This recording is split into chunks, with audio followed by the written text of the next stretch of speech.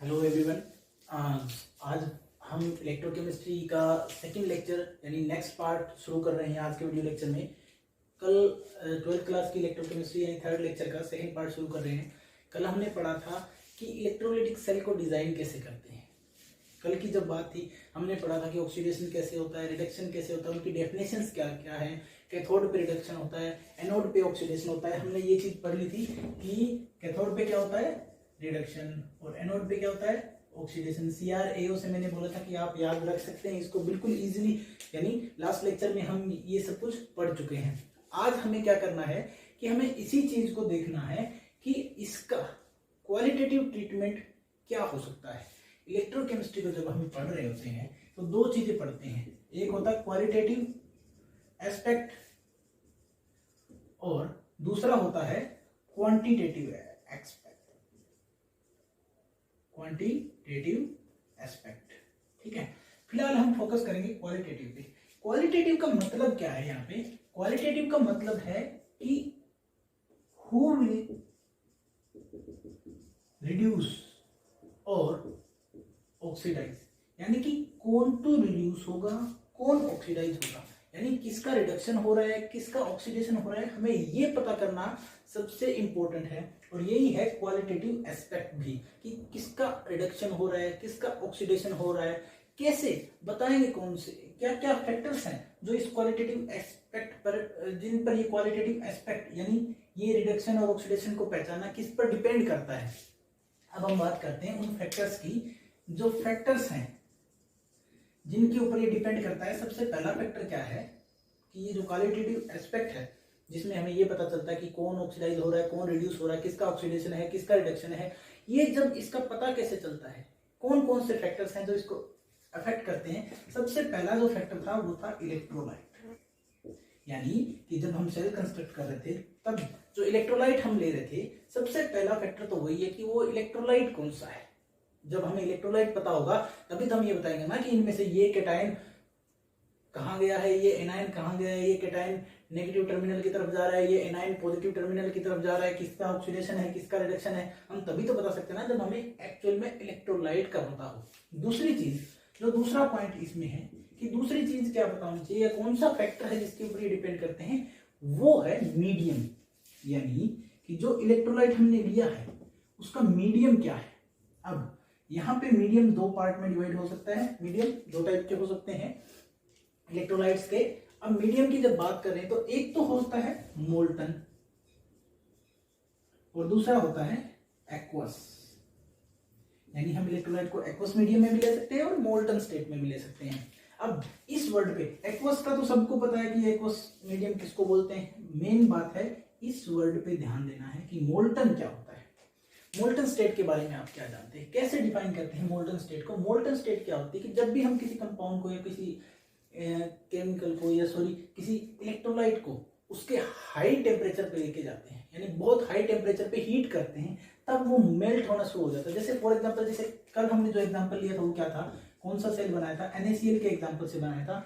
तब मान लो NaCl को हाई टेम्परेचर पे हीट करता हूँ, मैं हाई टेम्परेचर पे हीट कर रहा हूँ, तो वैसे तो NaCl सॉलिड होता है, नमक सॉलिड होता है ना, NaCl सॉलिड होता है। तो अब ये क्या करेगा कि ये सॉलिड होने के बाद जैसे ही टेम्परेचर इसका हाई होता चला जाएगा, ये लिक्विड में कन्वर्ट होना शुरू हो जाएगा, और इसी स्टेट में, और जब ये कंप्लीटली लिक्विड में कन्वर्ट हो जाएगा, मेल्ट होना शुरू हो जाएगा, तब इसको बोलेंगे, इसकी मोल्टन स्टेट बोलेंगे। यानी पहली चीज क्या थी कि इलेक्ट्रोलाइट इंपॉर्टेंट है, दूसरी चीज क्या थी, मीडियम इंपॉर्टेंट है।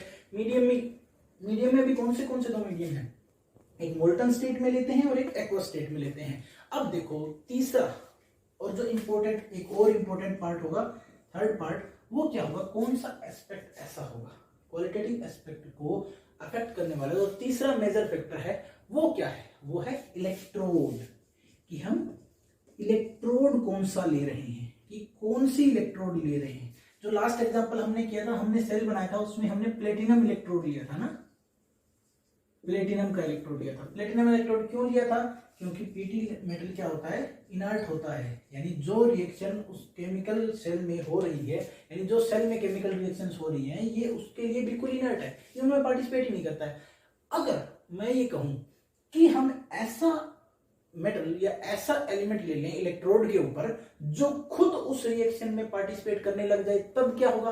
तब तो पूरा खेल ही चेंज हो जाएगा ना, तब तो सारी केमिस्ट्री चेंज हो जाएगी, तब पूरी इलेक्ट्रोकेमिस्ट्री बदल जाती है। इसलिए इन चीजों को पढ़ना जरूरी है। अब देखेंगे जो मोस्ट इंपोर्टेंट पार्ट है इलेक्ट्रोकेमिस्ट्री का, हम किसी भी सेल को पहचानते कैसे हैं। आपको ऐसा डब्बा थोड़ी बना हुआ मिलेगा एग्जाम में कि हाँ भाई मेरे पास एक कंटेनर है, उसमें मैंने ये ऐसे लिया हुआ है, मोल्टन स्टेट में लिया हुआ है, KCl लिया हुआ है, चलो मान लेते हैं KCl लिया है, इलेक्ट्रोलाइट है, और फिर मैंने उसमें इलेक्ट्रोड लगा रखी है, ऐसे डायग्राम बना के थोड़ी देगा वो कि ये मेरा सेल का रिप्रेजेंटेशन। तो सेल के रिप्रेजेंटेशन को कैसे देखना है हमें, वो सीखते हैं कि सेल को रिप्रेजेंट कैसे करते हैं। किसी भी इलेक्ट्रोकेमिकल या इलेक्ट्रोलिटिक सेल को हम कैसे रिप्रेजेंट कर रहे हैं, हम उस चीज को सीखते हैं। सेल का रिप्रेजेंटेशन करते हैं, चलो देखते हैं क्या होता है। सेल का representation of cell, representation of cell, cell को रिप्रेजेंट कैसे करते हैं। चलो कल वाला केस ले लेता हूं मैं, है ना। कल क्या किया था, बीकर ले लिया मैंने, इसके अंदर Ca ले लिया, ठीक है। अब मैं ये बोल रहा हूं Ca लिया हुआ मैंने, ठीक है। अब जो Ca मैंने लिया है वो क्या है, मोल्टन स्टेट में, यानी मैंने मीडियम इसका क्या ले लिया है, मोल्टन है, ठीक है। C का मतलब कैटायन है, A का मतलब एनायन है। यहाँ पे सिंपल, ये जनरलाइज फॉर्म है। अगर NaCl कल वाला एग्जांपल हो तो Na प्लस और Cl माइनस का एग्जांपल है, समझ जाओ, ठीक है। अब ये है यानी Na प्लस और जिसको मैं बोलूंगा C प्लस, या यहाँ पे C प्लस लेके ही चलता हूँ, आप लोग Na प्लस मान लेना, C plus A minus, C plus A minus, ऐसे बिखरे हुए हैं, C प्लस A माइनस, ऐसे आयंस बिखरे हुए। मैंने इसमें इलेक्ट्रोड लगाई, इलेक्ट्रोड में आज फिर से प्लेटिनम के ही ले रहा हूं। दोनों इलेक्ट्रोड किसके हैं, प्लेटिनम के इलेक्ट्रोड हैं। किसके हैं, प्लेटिनम के इलेक्ट्रोड हैं। इसको मैं नेगेटिव पार्ट ऑफ बैटरी से जोड़ रहा हूं और इसको मैंने पॉजिटिव पार्ट ऑफ बैटरी से जोड़ दिया है।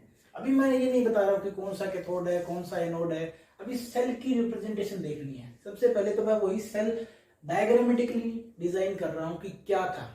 अब हमें ये पता था कि जो एनायन होंगे वो कहां जाएंगे, एनायंस जाएंगे किस पे, इस पे। किस पे जाएंगे, ये कौन सी इलेक्ट्रोड है, वो इलेक्ट्रोड जिसके पास पॉजिटिव टर्मिनल है, क्योंकि इसके पास इलेक्ट्रॉन्स की कमी होगी। और कैटायंस कहां जाएंगे, वो इलेक्ट्रोड जिसके पास नेगेटिव टर्मिनल होगा, यानी जिसके पास इलेक्ट्रॉन की भरमार होगी, भरपूरता जिसके पास होगी, इलेक्ट्रॉन प्रचुर मात्रा में उपलब्ध होंगे, वो जाएगा, वहां जाएगा कैटायन। एनायन और कैटायन का बंडा समझ में आ गया, कहां जाएगा, कैसे जाएगा। अब देखो, अब देखते हैं रिप्रेजेंटेशन का तरीका क्या है, सेल को कैसे रिप्रेजेंट करते हैं। सबसे पहले आपको रिप्रेजेंटेशन करने के लिए दो स्ट्रेट लाइन ड्रॉ करनी है। सेल की रिप्रेजेंटेशन में सबसे पहले आपको क्या करना है, दो स्ट्रेट लाइन ड्रॉ करनी है। उस बीच में फिर सबसे पहले लिखना है मीडियम, उसके बाद यहां पे लिखना है आपको इलेक्ट्रोलाइट, यानी मीडियम कौन सा है, मोल्टन है, एक्वस है, इलेक्ट्रोलाइट कौन सा है, जो इलेक्ट्रोलाइट लिया है उसका नाम लिखना है। और नीचे आपको लिखना है उसकी कंसंट्रेशन एंड टेम्परेचर, यानी उसकी कंसंट्रेशन भी इंपॉर्टेंट है और टेम्परेचर भी इंपॉर्टेंट है। जब मोल्टन का केस लेते हैं तब कंसंट्रेशन का सवाल ही नहीं उठता, क्योंकि उसमें सिर्फ Na प्लस और Cl माइनस ही मिलते हैं। जब एक्वस लेते हैं तब जो एक्वस सॉल्यूशन जिसमें बनाया जाता है उस सॉल्वेंट के आयंस भी होते हैं, इसलिए उसकी कंसंट्रेशन को यहाँ पे डिनोट करना जरूरी है। और टेम्परेचर भी इंपॉर्टेंट है। अब देखो, इसके बाद इस साइड को लिखो राइट हैंड साइड, इसको लिखो L से, यानी लेफ्ट हैंड साइड, यानी राइट हैंड साइड और लेफ्ट हैंड साइड। अब मैंने दो को डिनोट कर दिया है। जब भी राइट लिखोगे, राइट साइड पे उसी चीज को लिखोगे जिसका क्या होता है, रिडक्शन होता है, यानी जहां पे जिस टर्मिनल पे रिडक्शन हो रहा होता है उसको राइट हैंड साइड पे ही लिखना है, और जिसका ऑक्सीडेशन हो रहा होता है उसको कहां लिखना है, लेफ्ट हैंड साइड पे लिखना है। और रिडक्शन किसका होता है, कैथोड का, यानी कैथोड को हमेशा राइट हैंड साइड पे लिखोगे। और ऑक्सीडेशन किसका होता है, एनोड, एनोड पे ऑक्सीडेशन, कैथोड पे रिडक्शन। तो इसका मतलब लेफ्ट हैंड साइड पे क्या लिखोगे, एनोड वाला, ठीक है। अब यहां तुम्हें क्या लिखना है, यहां लिखना है सबसे पहले रिप्रेजेंट करोगे जिससे तुम्हारा वो मटेरियल जिससे तुम्हारा एनोड यानी तुम्हारी इलेक्ट्रोड बनी हुई है, यानी वो इलेक्ट्रोड जो तुम्हारी बनी हुई है वो लिखोगे। उसके बाद एनोड प्रोडक्ट, यानी तुम्हें उस इलेक्ट्रोड पे कौन सा प्रोडक्ट मिल रहा है वो लिखोगे। और यहां पे क्या लिखोगे, पहले लिखोगे कैथोड प्रोडक्ट और उसके बाद लिखोगे तुम कैथोड, यानी जिस मटेरियल से तुम्हारी कैथोड वाली इलेक्ट्रोड बनी हुई है उसको रिप्रेजेंट करोगे। ये है सेल के रिप्रेजेंटेशन का तरीका। मैं पहले सीए वाला जनरलाइज फॉर्म लिखता हूं, उसके बाद NaCl का एग्जांपल लेके करेंगे इसको। सबसे पहले सीए वाली जनरल फॉर्म लिखते हैं भाई। मैंने पहले क्या किया, दो स्ट्रेट लाइन खींच ली। अब मुझे पता है कि मैंने सीए क्या लिया है, मोल्टन, यानी मीडियम की जगह मैंने क्या लिखा, मोल्टन लिखा। ठीक है, अब दूसरी चीज लिखना है इलेक्ट्रोलाइट क्या है, जो आपका इलेक्ट्रोलाइट क्या है। मेरा इलेक्ट्रोलाइट क्या था, Ca, है ना। Ca इलेक्ट्रोलाइट ही तो लिया हमने, C प्लस A माइनस। अभी NaCl को भूल जाओ एक बार के लिए, जनरलाइज फॉर्म लिख रहे हैं, पूरी जनरलाइज फॉर्म, A प्लस Ca लिख दिया। अब क्योंकि ये मोल्टन स्टेट में है तो कंसंट्रेशन का तो कोई काम ही नहीं है, यहाँ क्या लिखेंगे बाकी बची हुई चीज। अब क्योंकि मोल्टन स्टेट कब अटेन होती है, वो हाई टेम्परेचर पे ही हीट करने पर अटेन होती है, तो इसलिए यहाँ क्या लिखेंगे, टेम्परेचर लिखेंगे, और टेम्परेचर भी कैसा, हाई टेम्परेचर लिखेंगे। अब देखो जब हाई टेम्परेचर लिख दिया, यहाँ होगा राइट हैंड साइड यानी रिडक्शन वाला, यहाँ होगा लेफ्ट हैंड साइड यानी ऑक्सीडेशन वाला। रिडक्शन कैथोड पे होता है, ऑक्सीडेशन एनोड पे होता है। सबसे पहले एनोड वाला पोर्शन लिखते हैं। देखो एनोड क्या है, कैथोड क्या है, हमें अपने आप पता चल जाता है कि कौन सा एनोड है। जिस साइड अब A माइनस यानी एनायन जाते हैं वो हमेशा एनोड की तरफ जा रहे हैं, एनायन एनोड की तरफ जाते हैं A से A, कैटायन कैथोड की तरफ जाते हैं C से C। याद रखने का तरीका है, यहाँ इस इलेक्ट्रोलाइटिक सेल में एनायन एनोड की तरफ जाते हैं और कैटायन कैथोड की तरफ जाते हैं, C C A A। याद रखने की ट्रिक है, सिंपल। तो एनोड की तरफ क्या हो रहा है, क्या हो रहा है एनोड की तरफ, इसका प्रोडक्ट लिखना है। ठीक है, यहां प्रोडक्ट क्या मिलेगा, C जाएगा इधर चला जाएगा, C प्लस यानी कार्बो जो कैटायन है वो जाएगा यहाँ पे नेगेटिव इलेक्ट्रोड पे, और वो क्या करेगा, यहाँ से एक इलेक्ट्रॉन क्या करेगा, यहाँ जब जाएगा C प्लस एनोड पे, सॉरी एनोड पे क्या होगा, पहले एनोड वाले को लिखना है हमेशा इस साइड से, आपको इजी हो जाएगा। यानी लेफ्ट टू राइट चलेंगे, कभी राइट टू लेफ्ट नहीं आएंगे, लेफ्ट टू राइट चलेंगे। लिख दोनों तरीके से ही सकते हो, लेकिन कंफ्यूजन होगा फिर, राइट टू लेफ्ट लिखोगे तो कई बार आप कंफ्यूजन में गलतियां कर जाते हो, इसलिए लेफ्ट टू राइट चलना है। लेफ्ट का मतलब एनोड वाले की बात कर रहे हैं। एनोड पे क्या हो रहा है, एनायन जा रहा है यानी A माइनस जा रहा है, एक इलेक्ट्रॉन लूज कर रहा है, एक इलेक्ट्रॉन गेन कर रहा है, सॉरी एक इलेक्ट्रॉन क्या कर रहा है, नहीं एनायन A माइनस है तो एक इलेक्ट्रॉन लूज कर रहा है, A माइनस प्लस 1 इलेक्ट्रॉन, और क्या बना रहा है A। जब इसने लॉस ऑफ इलेक्ट्रॉन को जनरेट किया, इसका मतलब यहाँ क्या हुआ, ऑक्सीडेशन, और ऑक्सीडेशन कहाँ होता है, एनोड पे होता है। इसका मतलब जो प्रोडक्ट हमें मिला यहाँ पे वो क्या था, A। सबसे पहले हमें क्या लिखना है कि जिस एनोड से यानी जिस मटेरियल से हमारी इलेक्ट्रोड बनी है उसको लिखना है। तो मैंने इलेक्ट्रोड यहाँ कौन सी ली है, प्लेटिनम की, तो मैंने यहाँ क्या लिखा, प्लेटिनम। उसके बाद जो मेरा प्रोडक्ट था, प्रोडक्ट यहाँ क्या बना, A, तो मैंने A लिखा। उसके बाद मैं राइट हैंड साइड पे आ गया, यानी मैं कैथोड पे आ गया जहां पे रिडक्शन हो रहा है। रिडक्शन वाले में मुझे पहले क्या लिखना है, कैथोड का प्रोडक्ट लिखना है। कैथोड वाले में प्रोडक्ट क्या बन रहा था, कैथोड वाले में प्रोडक्ट बनेगा क्या, यहाँ था C प्लस क्या हो रहा है, C प्लस 1 इलेक्ट्रॉन, और क्या बन रहा है C। ऐसा क्या हो रहा है कि A माइनस ने क्या किया, लूज किया 1 इलेक्ट्रॉन, और प्लस में A बना, और कैथोड पे जब कैथोड पे बारी आई तो कैटायन चला गया नेगेटिव टर्मिनल पे, नेगेटिव टर्मिनल पे इलेक्ट्रॉन ज्यादा था, इसने वहां जाके एक इलेक्ट्रॉन को गेन किया। जैसे इलेक्ट्रॉन गेन हुआ तो वहां पे क्या हुआ, रिडक्शन हुआ। इलेक्ट्रॉन गेन का मतलब क्या हुआ, रिडक्शन हुआ, और जब रिडक्शन हुआ तो प्रोडक्ट क्या बना हमारे पास, C। तो हमें पहले क्या लिखना है, कैथोड प्रोडक्ट C, और जिस मटेरियल से हमारी कैथोड बनी है तो उस इलेक्ट्रोड को लिखेंगे यानी प्लेटिनम। ये था रिप्रेजेंटेशन ऑफ सेल जब हमने Ca का एग्जांपल लिया, किसमें, इलेक्ट्रोलाइट में। अब मैं आपको बताऊंगा कि अगर NaCl का एग्जांपल इसकी जगह ले लेते, वही सेम मोल्टन स्टेट में लेके देखेंगे कि NaCl का अगर एग्जांपल ले लेते तब कैसे इसको रिप्रेजेंट किया जाता, सेल का रिप्रेजेंटेशन देखेंगे कब, NaCl का एग्जांपल लेके। क्योंकि ये NaCl वाला एग्जांपल हमने कल किया था, C वाला एग्जांपल हमने कल किया था, क्योंकि ये जनरलाइज फॉर्म थी, है ना। इसी में अब रिप्रेजेंटेशन देखेंगे, बिल्कुल आराम से चलेंगे, कोई दिक्कत नहीं है, बिल्कुल धीरे धीरे सारे कॉन्सेप्ट क्लियर करेंगे। रिप्रेजेंटेशन ऑफ सेल अगर आ गया तो इसका मतलब आधी इलेक्ट्रोकेमिस्ट्री तो इजी हो गई आपके लिए। अगर सेल की रिप्रेजेंटेशन ही नहीं आई तो फिर इलेक्ट्रोकेमिस्ट्री को समझ भी नहीं पाओगे। ठीक है। इलेक्ट्रोकेमिस्ट्री में अब सेल की रिप्रेजेंटेशन कब करेंगे, अब करेंगे हम NaCl से।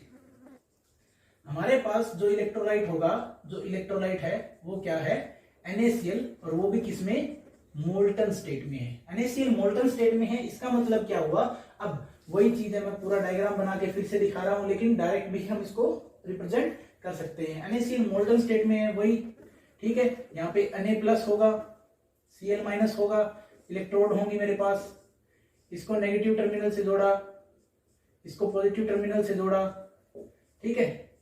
ये नेगेटिव ये पॉजिटिव, दोनों इलेक्ट्रोड किस चीज की, फिर से प्लेटिनम की ले रहा हूं।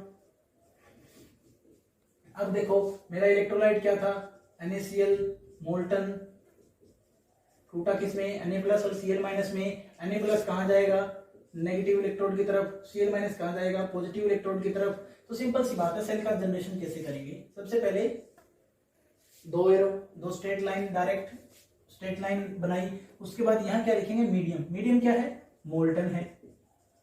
इलेक्ट्रोलाइट कौन सा है, NaCl है। अब NaCl क्योंकि मोल्टन है, इसकी कंसंट्रेशन के बारे में कुछ नहीं बोलेंगे, हम सीधा हाई टेम्परेचर लिख देंगे, हाई टेम्परेचर लिख देंगे। अब राइट हैंड साइड पे रिडक्शन वाला पोर्शन, यानी रिडक्शन कहां पे होता है, किस चीज पे होता है, कैथोड पे, और लेफ्ट हैंड साइड पे ऑक्सीडेशन वाला पोर्शन, ऑक्सीडेशन कहां पे होता है, एनोड पे। सिंपल सी चीज है, इसी को बिल्कुल इजीली करते चले जाएंगे।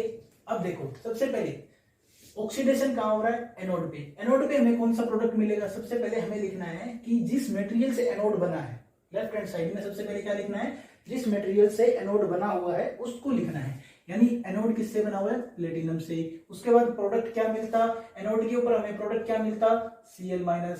ये वाला एनोड हुआ, ये वाला कैथोड हुआ, तो उस पे क्या प्रोडक्ट मिलता, Cl2 गैस, Cl2 गैस मिलती। और इस साइड क्या मिलता, इस साइड हमें कैथोड का प्रोडक्ट क्या मिलता, सोडियम मिलता, और फिर से प्लेटिनम इलेक्ट्रोड। ये तो था इलेक्ट्रोड पूरा। अब इसी को मैं पूरा सोल्व करके दिखाता हूं।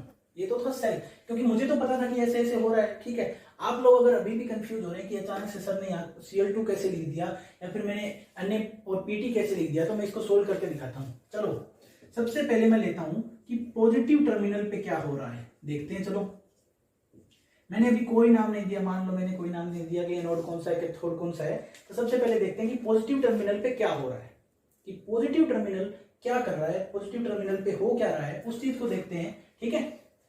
पॉजिटिव टर्मिनल पे क्या हो रहा है, पॉजिटिव टर्मिनल पे Cl- यानी एनाइन अप्रोच कर रहा है इलेक्ट्रोड को। यानी एनाइन किसको अप्रोच कर रहा है, जो Cl- है वो किसको अप्रोच कर रहा है, इलेक्ट्रोड को। और वहां पे क्या हो रहा है, ये एक इलेक्ट्रॉन लूज करके किसमें कन्वर्ट हो रहा है, Cl2 में। एक इलेक्ट्रॉन लूज करके किसमें कन्वर्ट हो रहा है, Cl2 में, क्लोरीन गैस निकलेगी। अब इसको, अभी ये रिएक्शन बैलेंस नहीं है, हाफ रिएक्शन को भी बैलेंस करना जरूरी है। या तो इसको हाफ से मल्टीप्लाई करो क्लोरीन को, तब ये बैलेंस होगी। अगर इसको हाफ से मल्टीप्लाई नहीं भी करते हो तो इसको 2 से मल्टीप्लाई कर दो, और यहाँ पे क्या हो जाएगा, 2 इलेक्ट्रॉन लूज कर देगा और Cl2 बन जाएगा। दोनों तुम्हारी मर्जी है, कैसे भी कर लो। मैं यहाँ 1 इलेक्ट्रॉन वाला सिस्टम लेके चल रहा हूँ क्योंकि वो इजी पड़ता है, और इसको हाफ से मल्टीप्लाई कर रहा हूँ, सिंपल, ठीक है। क्लोरीन गैस लिबरेट हुई, हमें पता है कि क्या हुआ, लॉस ऑफ इलेक्ट्रॉन। इसका मतलब क्या हुआ, ऑक्सीडेशन। इसका मतलब क्या हुआ कि इस टर्मिनल पे अगर ऑक्सीडेशन हो रहा है तो ये क्या होगा, एनोड कहलाएगा। और यही चीज तो हमें क्या पता, यही तो प्रोडक्ट मिला था, एनोड का प्रोडक्ट क्या था, Cl2, वही मैंने लिखा है। और इलेक्ट्रोड कौन सी थी, प्लेटिनम की, तो पहले प्लेटिनम इलेक्ट्रोड लिखी, उसके बाद मैंने प्रोडक्ट लिखा। ये तो हमें पता ही था कि मोल्टन है, NaCl है और हाई टेम्परेचर है। अब बात करते हैं सेम ऐसे ही नेगेटिव टर्मिनल की, नेगेटिव टर्मिनल पे क्या हो रहा है और कैसे हो रहा है। नेगेटिव टर्मिनल पे क्या हो रहा है, देखो भाई, नेगेटिव टर्मिनल पे क्या हो रहा है, जो कैटायन होंगे वो नेगेटिव टर्मिनल की तरफ अट्रैक्ट होंगे, क्योंकि कैटायन पॉजिटिवली चार्ज है, और जो नेगेटिव टर्मिनल है उस पे इलेक्ट्रॉन्स की एक्सेस है, तो ये वहां जाएंगे। तो जैसे ही ये वहां जाएंगे, Na+ पहुंचा वहां पे, इसने क्या किया, एक इलेक्ट्रॉन को गेन किया और सोडियम में कन्वर्ट हुआ। यहां क्या हुआ, गेन ऑफ इलेक्ट्रॉन। जब गेन ऑफ इलेक्ट्रॉन हुआ तो इसका मतलब वो कहां होता है, गेन ऑफ इलेक्ट्रॉन का मतलब क्या है, रिडक्शन हुआ। और रिडक्शन हमेशा किस पे होता है, कैथोड पे होता है। तो हमें पता चल गया कि ये वाला नेगेटिव टर्मिनल क्या है, कैथोड है। और यहाँ प्रोडक्ट क्या मिला हमें, Na, और वही कैथोड प्रोडक्ट मैंने लिख दिया, और प्लेटिनम, जिससे हमारा ये नेगेटिव इलेक्ट्रोड बना हुआ है। इसका मतलब पूरे सेल की रिप्रेजेंटेशन कैसे होगी, ऐसे हो जाएगी। अब ट्विस्ट कब आता है? ट्विस्ट तब आता है जब हम मीडियम को एक्वस ले लेते हैं। अब देखना बच्चों, एक बहुत इंपॉर्टेंट टॉपिक शुरू होने जाएगा जिसके बारे में आप लोगों ने पढ़ा भी होगा, थोड़ा बहुत सुना भी होगा। अगर नहीं भी सुना है तो कोई बात नहीं, अभी पढ़ेंगे, अभी सुनेंगे, सब कुछ करेंगे, टेंशन मत लो, सब कुछ होगा बिल्कुल इजीली। लेकिन आपको जितना पढ़ा रहा हूँ डेली की डेली उसकी प्रैक्टिस करनी होगी, उसको याद करना होगा, बार बार उसको प्रैक्टिस करते रहना होगा, ठीक है।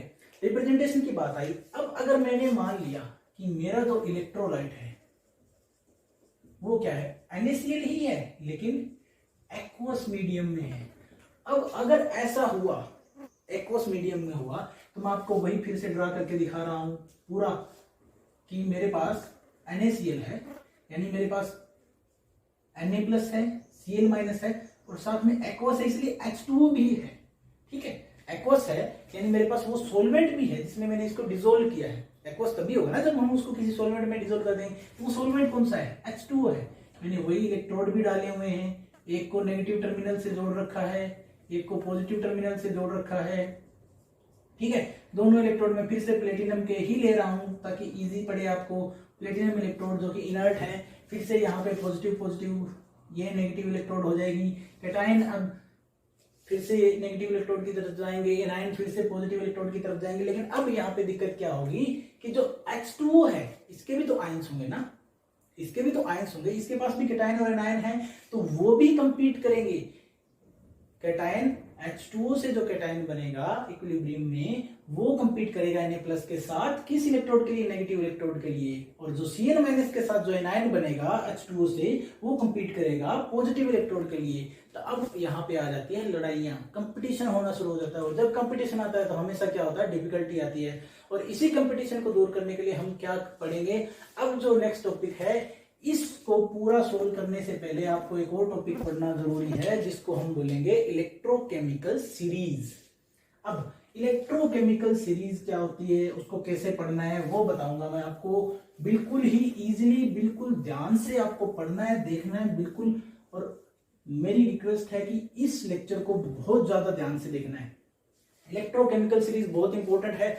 आपको टोटल 24 एलिमेंट्स दूंगा, 24 एलिमेंट्स दूंगा जिनकी पूरी इंक्रीजिंग ऑर्डर में, उनके स्टैंडर्ड रिडक्शन पोटेंशियल के इंक्रीजिंग ऑर्डर में लिखवाऊंगा। उनको याद कर लेना, उससे बाहर आपका नीट तक का भी एग्जाम में कोई क्वेश्चन नहीं पड़ेगा और आपको समझ में आ जाएगा। उनके बेस पे आप डिसाइड कर पाओगे पूरे सेल को देख के। जो सेल आपको एग्जाम में दिया होता है, एक लाइन वाला जो सेल, जो अभी हमने रिप्रेजेंटेशन लिखी थी, अगर वो सेल रिप्रेजेंटेशन दिया होता है और फिर आपसे पूछा जाए, आपको पता चल जाएगा कि कौन सा मेटल या कौन सा एलिमेंट ऑक्सीडाइज होगा, कौन सा रिड्यूस होगा।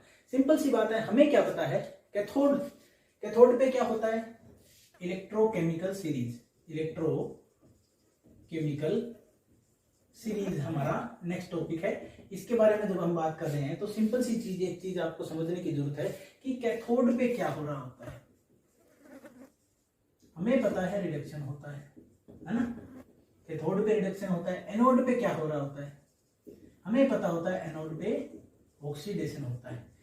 किसका होता है? अब इसके बारे में जब बात करेंगे तो जिसका सिंपल सी बात है, जिसका स्टैंडर्ड रिडक्शन पोटेंशियल, जिसका स्टैंडर्ड रिडक्शन पोटेंशियल हाई होगा,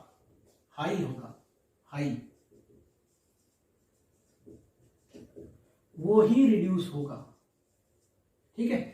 यानी, और स्टैंडर्ड रिडक्शन पोटेंशियल क्या होता है? स्टैंडर्ड रिडक्शन पोटेंशियल वो पोटेंशियल होता है जो किसी की रिड्यूस होने की इच्छा या टेंडेंसी को बताता है। यानी कि कोई एलिमेंट कितना रिड्यूस होना चाहता है, उसकी टेंडेंसी को क्या बोलते हैं? Standard reduction potential. एक्चुअल में रिडक्शन पोटेंशियल बोलते हैं। स्टैंडर्ड क्यों बोलते हैं? क्योंकि स्टैंडर्ड टेम्परेचर प्रेशर की कंडीशन पे लिया जाता है, इसीलिए इसको स्टैंडर्ड रिडक्शन पोटेंशियल या SRP भी बोलेंगे। अगर मैं SRP लिख रहा हूं तो उसका मतलब क्या है? स्टैंडर्ड रिडक्शन पोटेंशियल ही है। एनोड पे ऑक्सीडेशन होता है। ऑक्सीडेशन किसका होगा? जिसका स्टैंडर्ड रिडक्शन पोटेंशियल यानी कि SRP यानी स्टैंडर्ड रिडक्शन पोटेंशियल लो होगा, वो क्या होगा? ऑक्सीडाइज होगा। वही कंपाउंड क्या होगा? ऑक्सीडाइज होगा। यानी स्टैंडर्ड रिडक्शन पोटेंशियल की जो इंपॉर्टेंस है वो यहाँ पे बढ़ जाती है कि कौन ऑक्सीडाइज होगा, कौन रिड्यूस होगा, इसको पहचानने में स्टैंडर्ड रिडक्शन पोटेंशियल हमारी हेल्प करेंगे। और वो किससे निकलेंगे? इलेक्ट्रोकेमिकल सीरीज से हमें पता चलेगा कि किसका स्टैंडर्ड रिडक्शन पोटेंशियल ज्यादा होता है और किसका स्टैंडर्ड रिडक्शन पोटेंशियल कम होता है। और इस इलेक्ट्रोकेमिकल सीरीज के बारे में कुछ बातें हैं जो मैं आपको बता देता हूं, चाहे तो नोट डाउन कर लीजिएगा, चाहे स्क्रीनशॉट ले लीजिएगा, लेकिन इन बातों को याद रखना। पहली चीज तो हम इस पूरी इलेक्ट्रोकेमिकल सीरीज को increasing order of standard reduction potential में लिखते हैं। ठीक है, कैसे लिखते हैं? इंक्रीजिंग ऑर्डर ऑफ एसआरपी, यानी हम क्या करते हैं, इसको increasing order of standard reduction potential में लिखते हैं, यानी स्टैंडर्ड रिडक्शन पोटेंशियल के इंक्रीजिंग ऑर्डर में इस पूरी इलेक्ट्रोकेमिकल सीरीज को लिखा जाता है। दूसरी चीज जो मैं बताना चाहता हूं, जो दूसरा पॉइंट है, इंपॉर्टेंट पॉइंट जो दूसरा जिसके बारे में हम बात करेंगे वो क्या है कि ये जो स्टैंडर्ड रिडक्शन पोटेंशियल है जिसको हम रीड करते हैं, जितना भी स्टैंडर्ड रिडक्शन पोटेंशियल है वो किसके बेस पे लिखा जाता है, इसके लिए, यानी स्टैंडर्ड रिडक्शन पोटेंशियल को हम किसके विद रिस्पेक्ट में काउंट करते हैं? Standard reduction potential is determined with respect to C. इस सी को बोला जाता है स्टैंडर्ड हाइड्रोजन इलेक्ट्रोड। इसी को क्या बोला जाता है? Standard hydrogen electrode, SHE। यानी कि जितने भी रिडक्शन पोटेंशियल यानी स्टैंडर्ड रिडक्शन पोटेंशियल होते हैं उनके लिए बेस किसको माना गया है? स्टैंडर्ड हाइड्रोजन इलेक्ट्रोड को। और स्टैंडर्ड हाइड्रोजन इलेक्ट्रोड जो है उसका जो इलेक्ट्रोड पोटेंशियल है यानी स्टैंडर्ड रिडक्शन पोटेंशियल, इस स्टैंडर्ड हाइड्रोजन इलेक्ट्रोड का स्टैंडर्ड रिडक्शन पोटेंशियल होता है 0.00 वोल्ट। ठीक है, इसको हमने मान लिया है, होता है का मतलब मान लिया है कि ये इतना ही होता है। देखो, और स्टैंडर्ड ऑक्सीडेशन पोटेंशियल भी इसका 0.00 वोल्ट ही होता है। स्टैंडर्ड हाइड्रोजन इलेक्ट्रोड का स्टैंडर्ड रिडक्शन पोटेंशियल 0.00 वोल्ट होता है और स्टैंडर्ड ऑक्सीडेशन पोटेंशियल भी 0.00 वोल्ट ही होता है। अब देखो, मानने का मतलब क्या है? देखो, किसको पता है कि ये 1 मीटर की लेंथ 1 मीटर ही है? किसने बताया कि 1 मीटर ही है? किसने सबसे पहले काउंट किया? किसको पता चला कि इतनी लंबाई 1 मीटर होती है? हमने क्या किया? हमने कॉमन ऑब्जर्वेशन से मान लिया, आम सहमति से उसको मान लिया गया कि प्लेटिनम रोड का इतना टुकड़ा है, ठीक है, इतना लंबा टुकड़ा है या इतना लंबा टुकड़ा है, वही 1 मीटर है।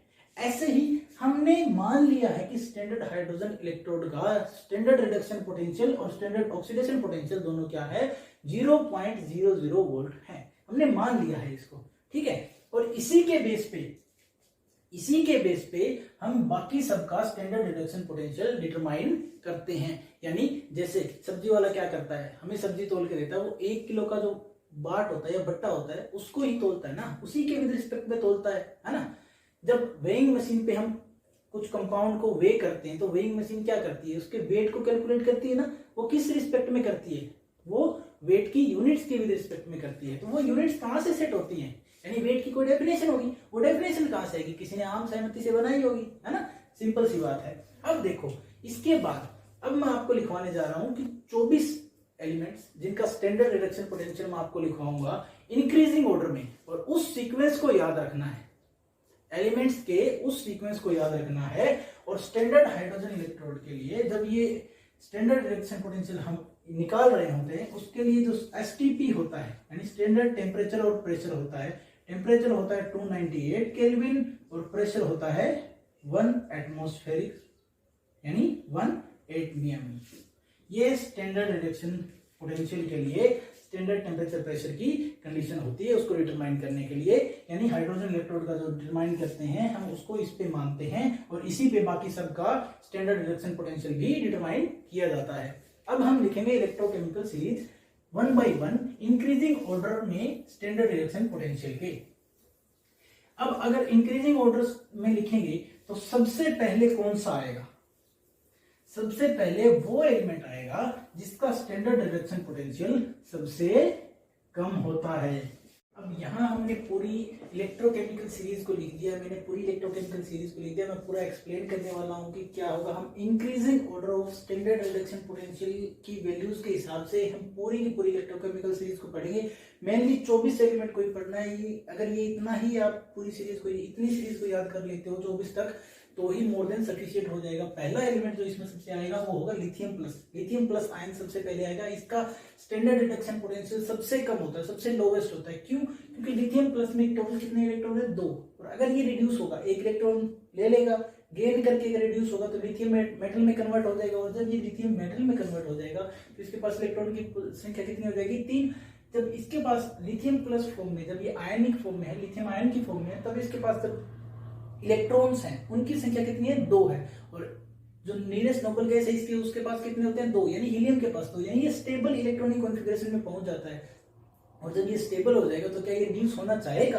बिल्कुल भी नहीं होना चाहेगा। आप लोग स्टेबल होने के बाद कभी कुछ रिड्यूस होना चाहेंगे? बिल्कुल भी नहीं होना चाहते, ये भी नहीं होना चाहता। इसीलिए इसका स्टैंडर्ड रिडक्शन पोटेंशियल सबसे लोवेस्ट होता है। उसके बाद नंबर आता है सेकंड नंबर पे पोटेशियम का, थर्ड नंबर आता है कैल्शियम 2+ का, फोर्थ नंबर आता है सोडियम का, फिफ्थ नंबर आता है मैग्नीशियम 2+ का, और सिक्स नंबर आता है Al3+ का। जो पहले 6 हमने लिखे हैं ये कौन है? एक्टिव मेटल्स हैं। मेटल्स की बेसिक प्रॉपर्टी क्या होती है कि वो इलेक्ट्रोपॉजिटिव कैरेक्टर के होते हैं, यानी वो जल्दी से इलेक्ट्रॉन लूज कर सकते हैं, ना कि गेन कर सकते हैं। इसीलिए इन मेटल्स का जो स्टैंडर्ड रिडक्शन पोटेंशियल होता है वो बहुत कम होता है। ठीक है। उसके बाद 7वें नंबर पे आते हैं जो कि एक बहुत इंपॉर्टेंट केस है, उसके बारे में बात करते हैं। वाटर। वाटर के 2 केस बनते हैं, वाटर ऑक्सीडाइज भी हो सकता है और वाटर रिड्यूस भी हो सकता है। और जब यहाँ पे वाटर रिडक्शन वाला केस ले रहे हैं, पहले हम वाटर के रिडक्शन वाला केस ले रहे हैं, यहाँ पे वाटर का रिडक्शन हो रहा है। वाटर जब भी रिड्यूस होता है तो वो हाइड्रोजन गैस लिबरेट करता है। वाटर यहाँ रिड्यूस होके हाइड्रोजन गैस को लिबरेट करेगा। हाइड्रोजन गैस को लिबरेट किया। अब देखो यहाँ वाटर में हाइड्रोजन की जो ऑक्सीडेशन स्टेट है वो +1 है। 2 हाइड्रोजन यानी 2 इलेक्ट्रॉन यूज कर रहे हैं 0 ऑक्सीडेशन स्टेट में पहुंचने के लिए। ठीक है। इसी वजह से 2 इलेक्ट्रॉन मैंने ऐड किए। फिर पूरी रिएक्शन को बैलेंस करने के लिए इसको 2OH- इस साइड ऐड कर दिए हैं और 2 से इसको मल्टीप्लाई कर दिया है। ये पूरी रिएक्शन सिर्फ बैलेंस करने के लिए, ये स्टोइकियोमेट्रिक कोएफिशिएंट है बस। उसके बाद 8वां नंबर आता है जिंक 2+ का, 9वां नंबर आता है Cr3+ का, 10वां नंबर आता है Fe2+ का, 11वां नंबर आता है Fe2+ के बाद CO2+ का, और 12वां नंबर आता है निकल 2+ का, 13वां नंबर आता है Sn2+ का, और 14वां नंबर आता है Pb2+ का यानी लेड 2+ का। उसके बाद जो इंपॉर्टेंट चीज आती है वो है 15वें नंबर पे। 15वें नंबर पे आता है H+, जिसका इलेक्ट्रोड स्टैंडर्ड रिडक्शन पोटेंशियल क्या होता है? 0.00 वोल्ट होता है। इसका मतलब क्या है? ये हमारा SHE स्टैंडर्ड हाइड्रोजन इलेक्ट्रोड है, जिसका जो स्टैंडर्ड रिडक्शन पोटेंशियल है वो हमने मान लिया है 0.00 वोल्ट माना हुआ है। 16वें नंबर पे आता है आपका कॉपर 2+, Cu2+, 17वें नंबर पे आता है OH-, 18वें नंबर पे आता है मर्क्यूरस आयन यानी Hg2+, 19वें नंबर पे जो आता है वो आता है आपका Ag+, और 20वें नंबर पे आता है नाइट्रेट आयन NO3-। 21वां नंबर फिर से इंपॉर्टेंट आ गया, इसको लिख लेना, चाहे नोट कर लेना, स्टार कर लेना, कुछ भी कर लेना, इसको लिख लेना पूरा। फिर वाटर का दूसरा केस यानी ऑक्सीडेशन वाला। रिडक्शन वाला हम पढ़ चुके हैं 7वें नंबर पे। 21वें नंबर पे क्या आएगा? वाटर का रिडक्शन वाला केस, ऑक्सीडेशन वाला केस। वाटर जब भी ऑक्सीडाइज होता है तो वो ऑक्सीजन को लिबरेट करता है, यानी ऑक्सीजन गैस लिबरेट होती है। तो अब यहाँ वाटर में ऑक्सीजन की जो ऑक्सीडेशन स्टेट है वो क्या है? -2, और यहाँ पे ऑक्सीजन की ऑक्सीडेशन स्टेट क्या है? 0। जब एक ऑक्सीजन यहाँ जा रहा है 1 से 0 में तो 2 इलेक्ट्रॉन लूज कर रहा है, तो टोटल 2 जाएंगे। कितने इलेक्ट्रॉन होंगे? 4 इलेक्ट्रॉन होंगे। 4 इलेक्ट्रॉन गेन कर रहे हैं, 4 इलेक्ट्रॉन गेन कर रहा है, इसका मतलब 4 इलेक्ट्रॉन यहाँ लिखे जाएंगे। अब हाइड्रोजन बैलेंस करना है, ऑक्सीजन तो पहले ही बैलेंस है, नहीं ऑक्सीजन बैलेंस नहीं है तो 2 से मल्टीप्लाई करो। ऑक्सीजन बैलेंस हो गया, 4 हाइड्रोजन हुए तो 4 H+ लिख दो, इक्वेशन पूरी बैलेंस हो जाएगी। 22वें नंबर पे जो एलिमेंट आता है वो है क्लोराइड आयन, 23वें पे आता है सल्फेट आयन, और लास्ट यानी 24वें नंबर पे जो आता है जिसका स्टैंडर्ड रिडक्शन पोटेंशियल सबसे हाईएस्ट होता है वो होता है फ्लोराइड आयन। अब याद रखना, मैंने पीछे पहले ही बताया था कि जिसका स्टैंडर्ड रिडक्शन पोटेंशियल हाई होगा उसकी रिड्यूस होने की टेंडेंसी उतनी ही ज्यादा होगी, और वो कहां जाएगा? कैथोड के ऊपर जाएगा, यानी वो प्रेफर करेगा किसके ऊपर जाना? कैथोड के ऊपर जाना। और जिसका स्टैंडर्ड रिडक्शन पोटेंशियल लो होगा, वो क्या होगा? ऑक्सीडाइज होना पसंद करेगा, और वो कहां जाएगा? एनोड के ऊपर जाना प्रेफर करेगा। इस पूरी इलेक्ट्रोकेमिकल सीरीज को आपको याद कर लेना है, मेमोराइज कर लेना है।